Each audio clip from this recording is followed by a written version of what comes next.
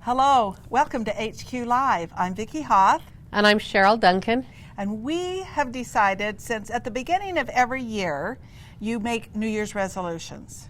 And so with New Year's resolutions, you want to improve upon something, you want to do things better, or learn. Or maybe right. Or right, or learn something. And so today we've decided to take a lot of the things that we do in quilting and just kind of combine them together and just do an hour long or 45-minute long worth of just tips and tricks of things, just reminders. Are you doing it right, like you say, or are you doing it so that it works best for you? Well, it's amazing. We'll get people that come here for retreat or for education and find out that they're oiling in the totally wrong spot. Yes, so, and then they wonder why their machine's not working properly or is really noisy. And so what do you want to start with? Because Cheryl is the guru. She knows the maintenance of this machine. So tell us. Well, let's just run through it. So depending on the machine that you have, if you've got a HQ16, a Sweet 16, the HQ Avante, or the HQ Fusion, or simply, you want to use... It's right there. It's right here. A brush to clean out. You want to make sure that you're always cleaning out inside your bobbin case area because lint gets built up in there. And if you get lint built up there, it gets built up underneath your bobbin case hook and can cause all kinds of problems. Okay, so you're saying a Sweet 16, a Simply 16, an HQ 16, an Avante, and a Fusion. Correct. Those are the ones you want to use the brush. You have to use the brush on those. Okay, so what other option is there? Because I know you can use a vacuum to vacuum it out as well. You could use a vacuum.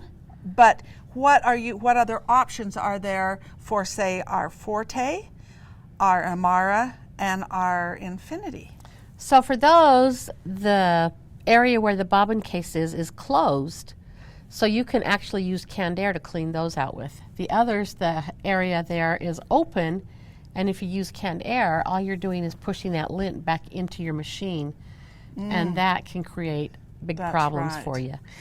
So can I use a brush on my Amara, Forte, and Infinity? You can use a brush, but you want to make sure that you're careful because there's wires in there for the lighting in the bobbin case area. Okay, and so scissor, you want the thread cutter. The thread cutter on the Infinity. And so you want to be very careful as you're using the brush in there. But I've used a brush on mine, and I'm just careful. So for pretty much the older machines, the brush. For the newer machines, the canned air. Okay, so what about your bobbin hook area? Do you right in there you can use your brush? You can use it right in the bobbin case. Where you put your bobbin case, you can use it just inside of there and still clean that out. She has a bobbin hook right out there for you to see. My machine doesn't sew very well right now either. You did not. You did not. No, I wouldn't know how to put it back if I did. We know who to do it for. Okay, so once we've cleaned all that lint out, then a really important thing is to oil. You want to oil it in the correct spot. You don't want to oil it at the back here because that's not going to do any good.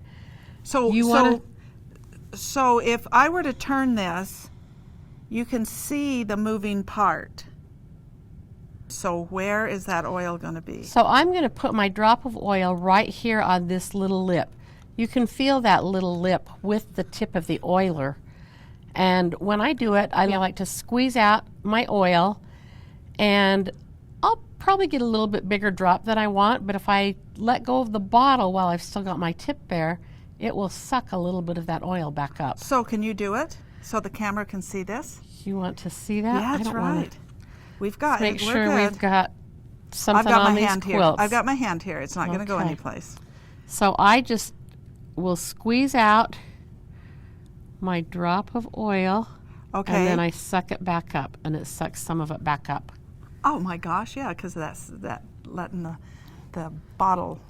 Right, and then a lot of times after I've oiled the machine, I will actually unthread my needle, and then I'll just hold my button down and let the machine run around, and that just makes all that oil go around all those moving Okay, areas. so you put a lot of oil. That was more than a drop. I did. I got it. It was hard to see at this angle. Right, I'm sorry. So then I would just take and maybe use a piece of batting and take some of it out.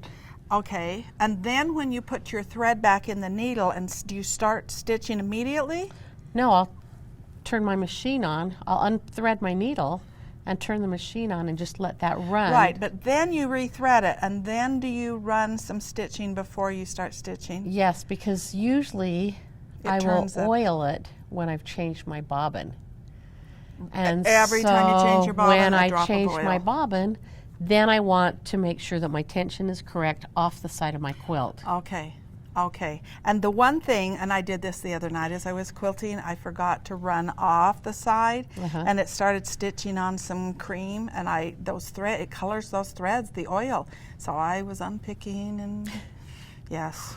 Yep. So it's a really good tip is to stitch out that oil a little bit, that extra, Yeah. so it doesn't get on the thread. So then once you're running, it should be good. So I know that there are some people, because we do retreats here, and we've had people come and say, oh, well, I oil back in there.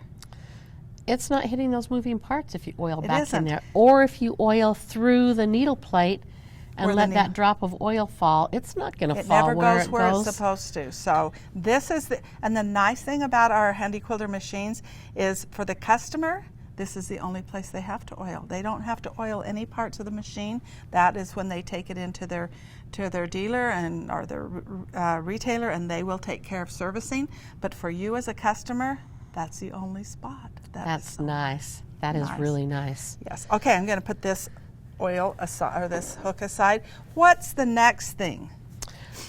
The next thing is that when you're getting ready to sew, you want to make sure that you've turned your machine on in the right order. First of all, I always unplug my machine when I'm not using it from the wall, because if I get a power surge and that machine is plugged in, that can create problems with my machine. Okay, so you don't just turn it off from the back, you go to the wall. I turn it off, I unplug it completely at the wall. Okay. That way, if the lightning hits my house and the power goes out, At least and your we get machine's those protected. surges, my machine's not plugged into it, and it's not going to hurt it. So then, a lot of times we just turn our machines off and on with the button that's on the front now, but that doesn't really turn the machine completely off. So you want to make sure that you're turning your machine off at the back. So if you're also. doing have a pro stitcher, then you need to go back to the back and everything. Right. So if I were turning off my pro stitcher, I would start by turning off my pro stitcher. I would shut it down, and I would let it shut down all the way Before you go to the before machine. I go to the machine. Then I do turn off my button on the machine and then go around to the back and unplug it. Okay. And then unplug it from the So wall. those machines that don't have a power switch on the front, then they would just go to the back and Correct. power it off. Yep. Okay. So you just want to make sure that you keep your machine safe. And then when Yes. you turn it on, you're just going to go the opposite way. You're going to plug it back into the wall, turn the power switch back on, And then go to your... turn my button on the side. If your lights don't come on, turn the button on the side, and then turn your pro stitcher Yeah, for on. the Forte, the Amara, and the Infinity, you have the two switches. Actually, The Avante, some of the And newer Fusion, Avantes yeah, that's and the true. Fusion have that That's too under true. the handlebars. So those would be the most important things for your maintenance. The other thing, you do want to keep your machine clean. Loose threads can create all kinds of problems. so Cheryl is our expert in going around and finding threads in the wheels and on the tracks, and she knows exactly how to clean this out. But you're saying let's avoid those problems in the beginning by Right. what? By keeping them clean. So I clean my wheels with just a piece of batting. I will take my batting and I will hold it along the edge of the wheels and just move the machine along and let the wheels roll. And cleans that residue, the dust and everything. Show you how much I can get. So just so you know, in February of 2018, we did a video of, oh, yep, there is some. There's not much, but there is some. And that Yeah. just continues to build up. And then it can cause a bump. Right. But in 2018, we did a similar video, a similar HQ Live on servicing, maintenance, your machine, and things. So between that video and this one, there's a lot of things, of good tips together. So the other thing that you want to do is, if you feel a bump as you're stitching along, check between your wheels and the carriage where they join together. You could easily have a thread wrapped around there. Just stick a pin in there and grab that thread and work it out. So the other place that sometimes you have problems with is if you're stitching on applique and you've used some of your stabilizer. especially a really heavy adhesive. Yes. Use just a rubbing alcohol wipe and wipe that needle off occasionally if it starts getting gummed up. So you don't have to replace You don't the have to needle. replace it because it's not dull, it's just gummed up. So just take your wipe and wipe that needle off. And sometimes with t-shirt quilts too, some of that plastic on them does that too. Yep. So that's a good tip, is to just clean that once in a while and you're good to go. Because it will start skipping stitches if you've got a lot of residue on your needle. Yep. Okay, so that's maintenance. We've cleaned, we've oiled, and of course every quilt deserves a new needle. Yes, it does. So now let's stop for a minute and bring some needles in, and we're going to talk about that. Okay, Cheryl, now it's time to talk about that needle, because that's part of the maintenance and the fact that every quilt deserves a new needle. Well, and guess what? If you don't have a needle, You can't quilt. Right. That's right. So the needles are really important, and we have 3 different types of needles at Handy Quilter. We have needles that are in FG, we have needles that are Rs or sharps, and we have needles that are Amara, which are a multi-directional needle. So what's FG? FG is a ballpoint needle. So for knits or t-shirts or that, okay. Right, and we have several different sizes in them. So you're talking about the point. Now you're not going to, are you going to pull this up? You're talking about the point. Right. So an FG needle is a little bit of a ballpoint needle, so it's rounded over a little bit. The R's are a sharp, and so the point is sharp. And then the multi-directional is, it's built differently. It has a little bit of a bend in the needle. Instead of us cutting out of the scarf, it's more bent there. Right. And so it's made for high-speed machines, which all of our machines are high-speed machines. So you're saying that any one of those 3 types of needles I can use in any one of my machines? Correct. Okay. We used to think you couldn't, but we found out that you can. You can, yes. So Okay, so we it's have nice. 3 types, but then I can see all of these needles down here. We have all sizes. So why would I want all sizes? Well, it depends on the thread that you're using. If you can't thread your needle easily, then you know that the needle is too small and you need to bump up to a larger needle. Okay, so if I can't thread it because the eye of the needle is too small, that probably means that the groove that the thread is going down in is too small, and it's not going to protect that thread as it goes into the fabric. So that's right. If the hole is bigger, the groove is bigger. And the groove protects your thread. So every time that needle goes up and down, that thread is rubbing along that groove. But that's why the groove needs to be bigger, so it doesn't rub along the fabric. Right. Because it passes through that eye, that hole, about 14 times before it ever seats a stitch. Right. So you want to make sure that you've got the proper size needle for the thread that you're using. And so we go from a size 12 needle yes, up to a 21. So a 12 would be, say, monofilament, a 100 weight thread, a 60, silk. Or, yeah, different, very fine thread. Yes. But then when you're starting to go up to those heavy threads that you want to really show on your quilting, then you go up to the higher size. A 30 weight thread, you might want to use a 21 or 1921 needle. Okay. So If you're not getting a good stitch with a small needle, then bump up to a larger needle. Sometimes fabrics like batiks, you also need to use a larger needle just because we have a harder time with batiks.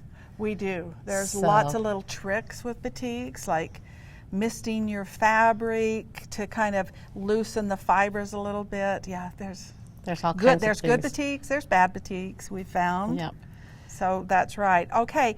So the other thing is the needle itself gets bigger, and with the needle getting bigger, the needle gets longer too. Just slightly. It's really hard to tell, But but it does get a little bit the longer. needle gets longer, but the eye of the needle stays in the same place. So Right. that as it goes around, that hook catches it in the same place. So you don't have to change your timing when you use those larger needles, which is nice. Right, and you said something very important. When the hook passes by, it catches the thread. So Okay. when you're putting your needle in, you want to make sure that your needle is put in correctly. So this needle groove is facing you, and so if I put this in at 6 o'clock, it's correct. Right, with the long groove down the front. So you want to make sure that the long groove is down the front, Okay. and that the scarf or the cutout is in the back. Right. So if you're Because- skipping, if you're not even picking up your stitches, what happens? Yeah, if the machine's not picking up the stitch, it is. A good chance that your needle is in backwards. The other thing that you want to make sure of is that the needle is all the way up in the needle bar. And the Okay. machines do have a sight hole that you can look through and see that See needle. the butt of the needle. So you can see that through the sight hole. Okay. All right. All right. So I know we talk about this a lot, but we're just going to put this here as well. If my machine is skipping, and it's not really necessarily at a timing, it might be a thread, different type of thread. If my machine is skipping, how can I, as a customer, as a quilter, adjust that to maybe fix that problem? If your machine is skipping, you can rotate your needle slightly towards 6:30. So you So roll that. to the left or clockwise. Okay. And that, So your loop is formed out here, and that means the hook is going to catch it just a little sooner. yes. Okay. If I've got shredding, I'm going to rotate it slightly towards 5:30 so that it catches it a little bit later. And it's really easy to remember because shred has an R in it, so you rotate to the right. Okay. So, and the rotation actually changes your timing just slightly. But not so Just much. enough. Yeah, just that you can do as a customer. That's really nice. Okay. So- All right. So, what if I wanted a real bold statement on my quilt, and I really want that thread to show, but I don't have a 20 weight thread or a really heavy thread. Uh-huh. What can I do to get that bolder thread look on my machine? Well, we have our thread Let's move this stands over here, and you can actually put 2 cones of thread on at the same time. And it's really easy because you can bring it up through the thread mast, through the guides, leave your old thread on, and then take both of these threads Wait a minute. So this one comes up, and then, over through, okay, and this one just comes up through the first one. and then they both come They together. come together, and then I'm going to take and just tie them off with a simple little loop knot and tie that, and then I can pull that through down to my needle and then cut it and just have to thread the 2 threads through. Okay, so do I change needles? Sometimes you might have to, sometimes you can get by with the needle that you're using. If you're using a size 12, then yeah, you would have to, So this is And a 50 weight thread. It kind of depends on the needle that you're using. You may have to go up to an 18 for this, but chances are you won't. Okay, because I usually, when I've done this, have never had to change my needle because that thread is not bulky together like this. It's kind of on top of each other. Right. And it works. The other thing that you might have to do is you might have to adjust your tension a little bit but that's not that big of a deal. So you set your bobbin tension as you normally Right. do, and then adjust that top, and it gives you that bold look. It does. Marie likes to do that a lot. She does, and it's awesome. It makes it look so It good. really makes it Okay. stand out. Great. All right. So now I think we're going to move over to Marie. Are we done with? Oh wait, we have one more thing. Something that's very important. Very important. I'm going to move this machine aside because what you have is really important. Okay. Can we bring it over? We can. The bobbin winder. And I know this, well, let's turn this around. So this is our bobbin winder now. I know some of you have the older bobbin winder that has a black motor and looks different, but they all have the same features. Right, Pretty they do. much the same features. So with the bobbin winder, you're going to put your cone of thread on the thread holder. You want to make sure that your thread mast is directly over top of that cone. You don't want it out here Okay. or over here. You want it directly over top. You're going to come up through the thread mast, then you're going to come through this pigtail thread guide. You want to make sure that this pigtail thread guide is slightly in front of the tension So discs. not over the top of Not it. over the top of it. You're going to come through here, then you're going to come back around the tension So disc. you make like a U there. So you're making a U there. You want to make sure that you floss the tension discs Into on the the bobbin tension, winder okay. just like you do on your machine. Mm-hmm. Then you want to be able to pull that thread, and you want to have a drag on it. If you can just pull it and it flies out, There's no tension. there's no tension. And so if you've got that problem, or if it's too tight, this knob here, just like on your machines, is your tension knob, and you can loosen and tighten your tension right here. Okay, so if I have a really fine thread, would I loosen it?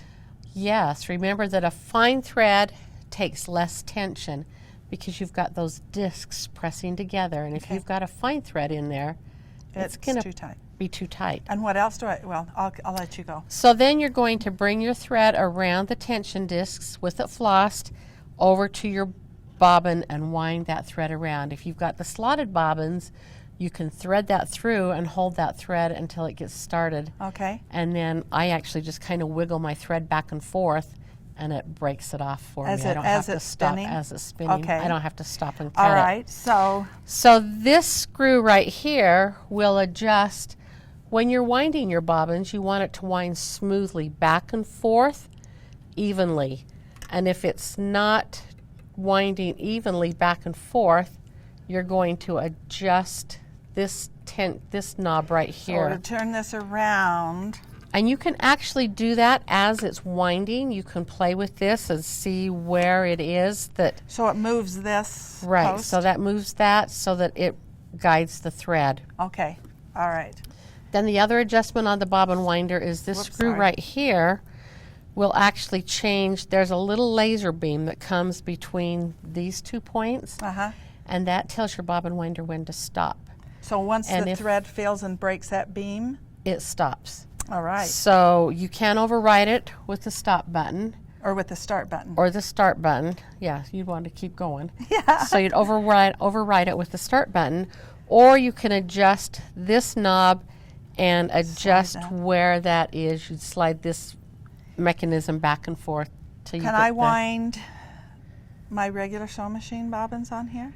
Yes, you can. So that means then I would have to adjust that down to a smaller bobbin. Either adjust it down or just stay right there and watch it. I like to be right with my Because bobbin it's got winder. to stop. It's right, so you can stop it whenever it's Right. full. Okay, so when it's running, the light goes on. Back to my fine thread that I was talking about. I have a fine thread. I'm on here. I'm going to crank that up and just go. I never crank it up. I like to wind my bobbins between about 4 and a 5. And for a finer thread, I may even go down to 2 and wind it slower. And what will it do if I crank it up? It's going to go way too fast. On my fine thread, it will It's going actually to- explode the bobbin walls. Right. And then it just causes that little post in the inside to go pink, and you've lost your bobbin. Yep. You won't hear it go pink, but you know. Yep. So what it does is it collapses that center and then it bows the outside edges. Yeah, and you've And ruined it. sometimes it's hard to see that. I agree with you between 4 and 5, and on your finer ones, and especially if you're doing monofilament, which I don't really wind on here, but if you're doing monofilament, it's got to go slow, because the faster it goes, it stretches your thread, and so. Well, and with those finer threads, you're going to want to loosen your tension too. Yeah. Okay. So have you had a bobbin here someplace? I do have a bobbin here. The other thing when you're winding your bobbins, you want to make sure that your bobbin is wound firmly. This bobbin right here is spongy. I can stick my fingernail in there. I can move that thread around.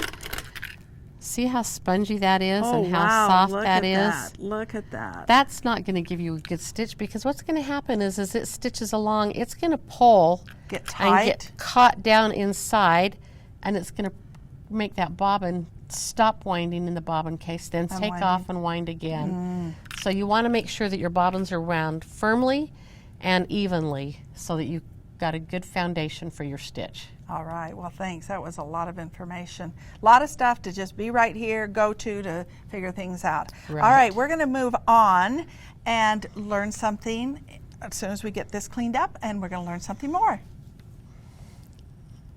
Okay, Cheryl, we've done this maintenance thing, and now a few things I think that are really important. Because when we set up our frame and we've got it all set up, and your dealer or retailer sets it up for you and levels everything, and then you come back in a day or two and things are like not so level because you put it on carpet and that carpet has sunk a little bit. And so this tool is going to be your best friend. It is. And you're going to use it more than you think you will. That's right, because maybe in a month you may be re-leveling this again, your frame. And so rather than going to your husband's workshop and getting out his level and putting it on your table, what is the best thing for leveling? Using your machine. Because if you put your machine anywhere on your quilt, it may stay still, or it may roll forward slightly. Right, or back. And if you have it back here, which this one's level, but if you have it back here and all of a sudden it goes rink, just really fast, you know you've got to fix it. It's a really bad problem, because when you're quilting, you're fighting against that pressure of the machine not being weighted properly. Right, and you want it to be smoothly. So on your legs, there is a little nut that you're going to adjust. And this is where you're going to, this little part here is where you're going to adjust that. Right. Right. But if you've got casters on your machine, you can't use this tool. You can't use that tool. So you need somebody to help you lift the corners where those casters are and just rotate. Actually turn the whole caster. You'll turn the whole caster, and that will level your machine. And you might only have to do one leg. That's right. So put your machine and see where it goes, if it's going to roll forward. And we did a video on this too in February, so you'll kind of get that. But I can't impress upon your minds how important this is, that you do level your frame. You'll be a lot happier so quilting. Important. Yes. Okay, so then we have some other tools, and these will work with all of our frames. So this is the super clamp, and I have the easy grasp clamp. So with this, sometimes I maybe forgot to quilt something on my quilt, and I took it off the frame. We're so anxious. I know. And then I realized, oh shoot, I have to quilt that. So rather than pin it back to my leaders, I will take my super clamp and I will clamp that. See how tight that's going to be, which is good because it's not going to adjust. But if you had just put the quilt back on, you may just have that quilt over one layer of it. Right. Not rolled up several times. Right, because it is rolled up here. Right. So. And so the other thing is, especially this little clamp, get 2 of these, and when I need to test tension, I will put a sandwich on the side, and I will just put that and set my sandwich, which means the fabric and the batting and the fabric on there, and I can test that tension, and I always have that extra sandwich on. So these clamps are great, and they can fit on all of the poles. So one thing with your sandwich on the side, you've got your quilt here. Can you use different fabrics on your sandwich? Well, it's best that you don't, but if you do, you at least need to use the same like a top fabric you're batting, which would be the same type of batting you're using in your quilt, and a backing fabric. So it's best that you use the same fabrics. But if you're quilting for someone else, you're not going to have their fabrics. Right. But you want to do a cotton if you're using the cotton. But you don't want to do cotton and a minky if you've only got two Right. cottons. So. Right. Okay, so another thing that I have found that's really important is that we should never tighten our poles. So if I crank this quilt really tight until all of a sudden I'm seeing almost a bowing on my poles, and then when I'm stitching, that's really tight. It feels like a drum, doesn't it? It does. It sounds like a drum too. Yeah. So if I'm quilting and it's so tight, it's going to actually cause the fabric to bounce, and that's hard to see. Yeah, it is. So the other thing that's hard to see is we've had people lately that have skipped the idler pole, and so it's slanted, and that's really hard to quilt That's true. too. So the idler pole, the fabric comes around and then just comes back and it's slanted. That is it doesn't work very well. So remember to get your fabric under that idler pole. And the other thing is you do want proper tension, and I'm going to actually loosen this up because it is quite tight. There, I like that. There. The other thing is those side clamps are so important to keep that backing fabric stable so that things don't draw in, especially if you're a pro stitcher quilter. Right. You know, you've got this and you need to have the stability on your side clamps and on and loading it. So if you're a floater, which means you float your tops, these clamps, these Suver clamps, are really good to add the tension that you need so that it doesn't draw that top fabric up and create kind of ripples in your fabric. Right. Okay, so those are some really good tips in keeping things straight, because you want to have that quilt square as you're quilting it and when you finish with it. Okay, now we're going to bring Marie in, and Marie has some tips on feet. It's all about feet with Marie. All right. Feet and rulers. So we're going to bring her in and do some more. Marie, you are the pro here in using feet, especially some of these echo feet. So Say that again. I'm the what? the pro. I don't know quite pro, but I do like the feet. I like the echo feet. And that's what I'm using on this quilt. So I'm down to the bottom edge, and I've already gone around one time. So And what did you use for that I just spacing? used the edge of the foot so that I got With a the quarter ruler. inch with Okay. the ruler. But now, you know me, one is not enough. Two is always Oh, I better. agree. I'm right Closer, there. a little better, a little more. So we have the echo feet, and they come in different sizes. So this one that I have on is a 1/2 inch. Okay. And I'm going to just go inside that. So these are going to be close together, and you might be able to see over here. But I'm actually want to see where my ruler's lining up. So I'm going to step clear over to the side, all right? Do you do it all the time like that? Well, not all the time, but what I want to see where my ruler's hitting. Okay. And so I have the ditch ruler, and I have that lined up right on. You can see this is right on my line there, and then I have this one right along that fabric. So I know I'm lined up. So you'll get that accurate 1/2 inch by using the echo. So you don't look at- have to follow the lines on the ruler itself. Right, so I'm just lined up. I can see where my fabric is. I can line up with those little notches, and look. Oh, So I noticed that it is a really important thing that you do is you have your thread, your needle, land down when you press the off button. right. And why is that? I don't want it to wiggle, so I like to do rulers with the needle down. Okay, because I know we always want our frames, we've talked about that, our frames to be level, but still there's a chance that if you just turn it off and the needle is still up, when you start again, it's not going to start right. Right, and I want more advantage to mine. Right. So Vicki will call me a pro. You are a pro. So then would you go back and put another 1/4 inch on this other side? Don't you think I need to? I think it would Should we be take wonderful. a vote? Yeah. I think we all say yeah. it needs Okay, it on that all right. side. Especially considering the density that I have here. So Right. that's kind of what makes my decision. So, but it'll So still, what you've done is an edge to edge here, and then you're just defining this outside with your fun yeah. channels. Now, what did you set your machine at for doing rulers? For rulers, I have this set at the same stitches per inch that I used in here, which was 11. So 10 to 12 is what you want to use, and I did 11. And do you do cruise or do you do precision when you're doing these rulers? I like to do cruise because I'm in charge of that stop button.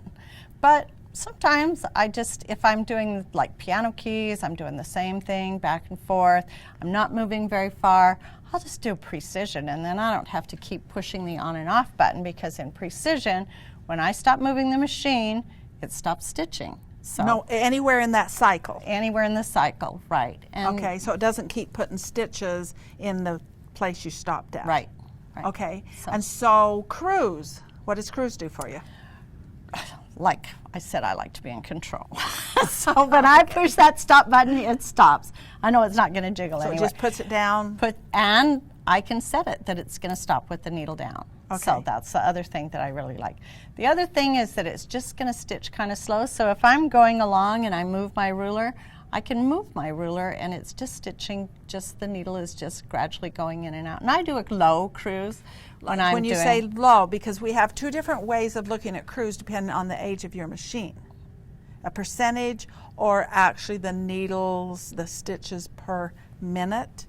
So the lower number on whether it's a percentage. Either one, I'm low. Okay. So, All right. yeah. So low means if you're in the stitches per minute, you'd be 25 or 50. right. And if it's So that's a really slow, like idling. right, and if it's a percentage, I'm probably about 3 to 5. I Okay. just All right. stay there. Okay. All right. So now you have got an outside border here, and it's kind of hard to see because it just matches. So you've actually added some fabric, and you're going to show us another foot, which I think is such an important foot that we have. Which we're going to have to advance this, because this is another thing that's really nice to learn or to remind you, is to quilt close to you. So this is your best quilting, is this foot that's closest to you when you're doing freehand. So I brought this quilt close, so I'm not reaching out here. So if thinking I were of- doing rulers, I'd be bending over and you can't see as well. You just saw, I got that. I wanted to be eye level with that. I want it right where I can see where I'm positioning my ruler. I'm not guessing. I know. That's a good point. So I look That's like a a really- pro. So yeah, and act like it too. We're going to roll this forward, and we're going to talk about micro quilting. Okay, Marie, we have you've put an open toe foot on. I'm going to just kind of hold this up here so you can see the difference. Here's an open toe foot. It has a cutout there, so you can see better when you do micro quilting, right? Yes, and the best thing about micro quilting are all the tools that come with it. So that's one. So you use the echo foot and using rulers. Right. But if you're normally not using the echo foot, what would you use? Oh, the ruler foot. The shore foot. Oh, yes, this shore foot. The For shore sure, foot. the shore foot. The shore foot. Yes, you would use that shore foot. You see that? Oh, that is the best thing. I use, that's on all the time. Yeah, I always use that one. Almost. Yes. Unless I need to do edge to edge. What would you do if you were doing edge to edge? The glide foot. The glide foot. That's what I did on the inside. All, Yeah. yes. Okay, but now we are going to do micro quilting. And so now what's the rest of the tools? So now I can bring in my tool. You can bring in your tools. Yes. You're Okay. going to sit down on the job. So the thing about micro quilting is you want to be close to your work. I'm going to be in Can you this. sing that song? Close to you. All right, let's All right, so I want my fabric close to me again, right? I want all my work close to me. All right, and I'm going to be close. I can actually change my handlebars if I want to, so that I can be down close to my work. So if I have the Avante, I can't change them like that. But I can use micro handles, Okay, right? you can So add those, or you the can- Fusion. or the Fusion or the Infinity. So we have options, Okay, let's go to what we have here. So I'm got my arms kind of comfortable. I'm going to, Are you not going to change your handles? I think we should. I didn't know if we, Do you want to do it this way and then change them so they can see both ways? well, okay, Okay. okay. We'll do All it. right. So here's just a feather, which I don't know if you can see very good. I have a feather here in the border, and I've actually quilted one out here in some extra fabric, and I'm just going to turn my machine. Let's go to manual this time. So we talked about cruise, we talked about manual. So, or I mean, we talked about cruise, we talked about precision. Both of those are regulated stitches.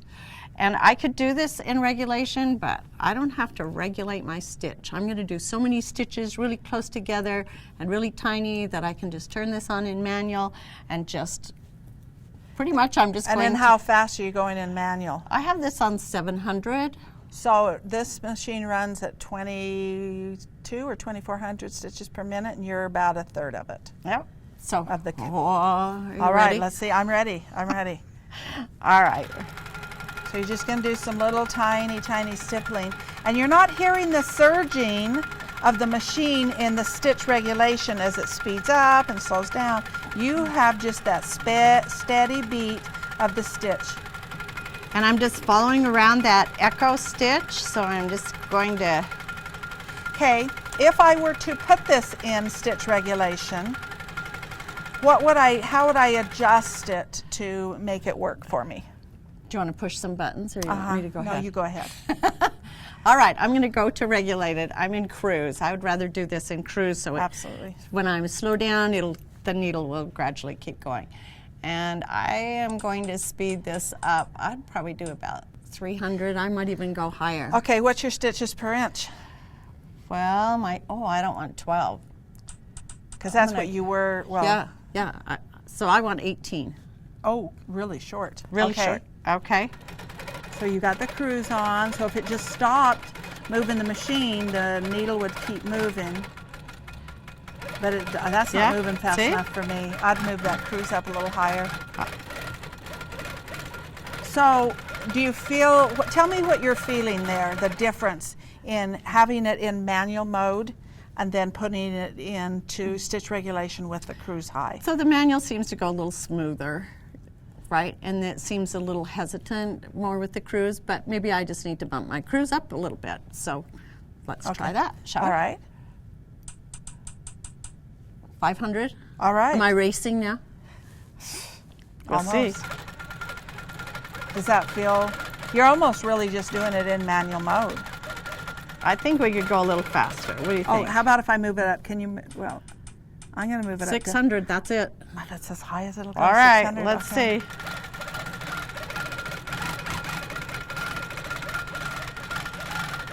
Okay, now can we put it back in your manual mode and let's just listen? Please. See, I knew she would want that, so.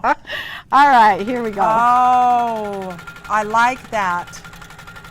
I think the machine actually moves smoother with that when you're doing such micro quilting.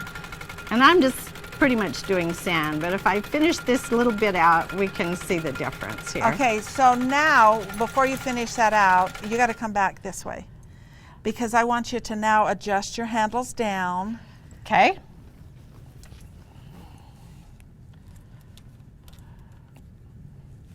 Okay, Marie, so you have your controls on your handles. They're down close to your work. Which is nice because I can just sit right here and do my quilting, and I have the handle or the buttons right there, and I can And you have really good lighting. We've actually turned the lighting off on the machine right now because it works better for the camera, but you do really have good lighting for this. Let's give a tip about lighting because you're stitching white thread on white fabric, which is really hard to see. What would you do? You can add lights that come to the side. So you have these USB ports, you can add a handy light, you can just tip it so that you have all your lights off on your machine and you just add that handy light. And Okay, so you're saying turn off the light here, the light there, and then use that light to side cast. And right. it really Which makes it- especially, you can see on this too, those that are would be going to hard help me. to see. Oh, Yeah. but I really think that You should see this. Okay, what are we going to see? Oh, Yeah, see, look at the difference of adding the micro quilting. You know? right. It really pops that up, doesn't it? So do you think I need that over here? Yeah. Yeah. So I'm not done with this quilt. No, you're not done with this quilt. And she's added, all you have is one layer of wool to give that loft like that, a little trapunto effect. Yeah. That's really nice. Wool, micro quilting. Right. Okay. All right. So we've talked about feet, and we're going to move on. Our last subject, we're going to talk about the little foot frame. What front? Come on up here with me. We're going to talk about the little foot frame and how to adjust your fabric. Just move that fabric, and so let's go. Yeah, Let's make move it on easy to for that. you. Okay. All right, Marie, we have moved in our little foot frame. It's always nice to have these frames on casters so that they can move around, right? Right. It works really well. One of the questions, and this is how we kind of came up with this HQ Live anyway, is a lot of questions that are asked. We thought, well, let's address those questions. And one of the questions that has been asked, how do I do like pantographs or groovy boards and advance without losing my positioning? On the little foot frame. On the little foot frame, right, thanks. And so we have a quilt on here that's larger than our frame. You can see that we have some extra fabric here that we know that we need to shift this over. And so if I were doing a pantograph, I would want to know how far, you know, I wouldn't want to shift that fabric forward or backward. I'd want it to just go from right to left. And we've stay only in quilted over to here. Because I ran out of room. Right. So we need to finish our design on that side. Right. So what we want to do is leave something that's stable, because we have to unclamp this. That's the way this works. It's great because we can do any quilt on it. And we have to unclamp it, but let's leave one clamp stable.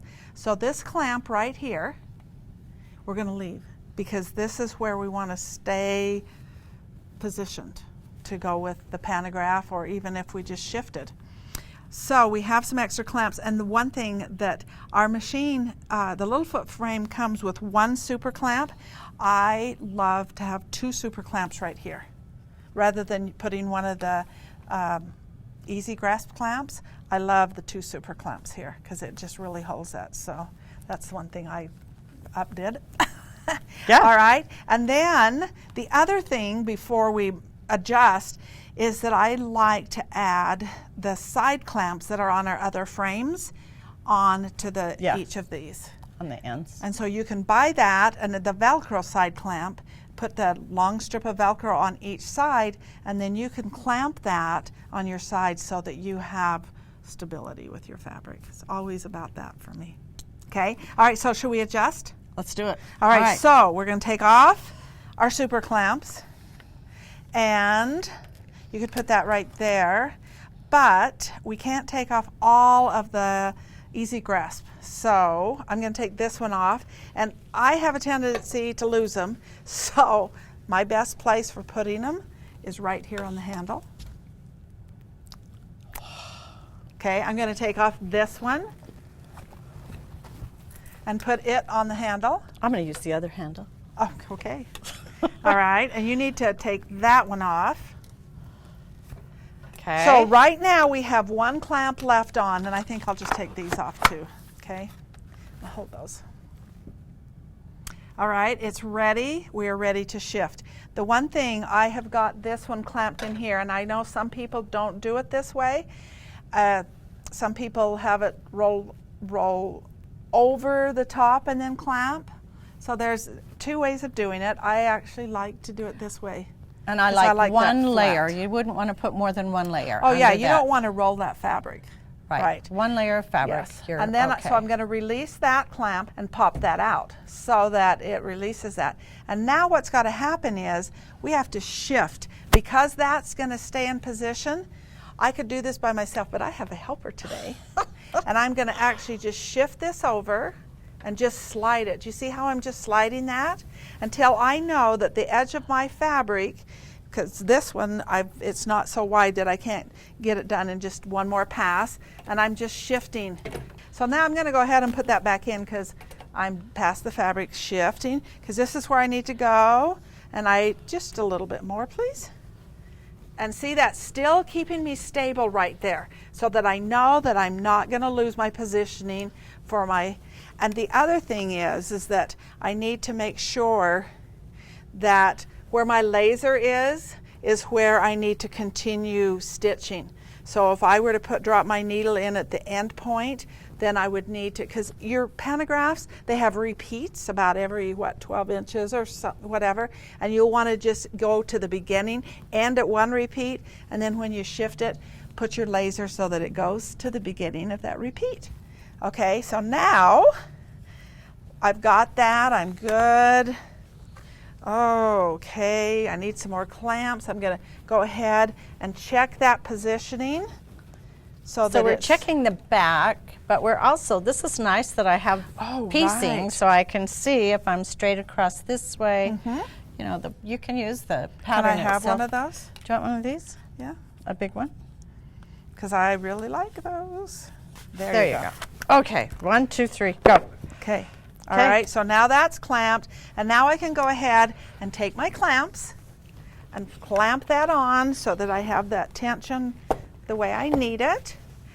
And I'm going to put that on here. That holds that quilt up out of the way. And I don't need this one, but if I had my side clamps on, then I could clamp my fabric right here, so that would hold that taut. Otherwise, I may just use my hand. And look, I'm ready to start stitching as to where it is right there. And it did not change positioning going back and forth. Yes, just this So direction. that's how So you to- can just do the side. Such a great thing. Okay, well, there's been lots of tips today, and we appreciate that you have joined us. And is there anything you have to say? I think I need to go quilt because I have a lot more to do now. You do, because you decided to do a lot of micro quilting. So I guess it's time for us to quilt. It's time for you to start quilting. Thank you for joining us today.